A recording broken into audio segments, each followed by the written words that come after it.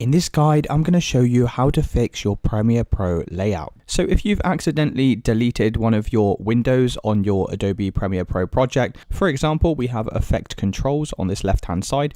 If I just go ahead and accidentally close this, and let's also say I accidentally close this timeline down here, then I'm going to show you how we can recover these items. So what you need to do is head over to Window from the top here, and then just go ahead and check the window that we want to re-add. So let's go ahead and re-add effect controls, and if we want to re-add the timeline, we can come all the way down to here and select timeline. Now if you're not sure what you deleted or you're not sure how to get it back, then the last thing you can do is come over to Window at the top, and we're going to scroll all the way up to here, come over to workspaces, and we can just press reset to saved layout.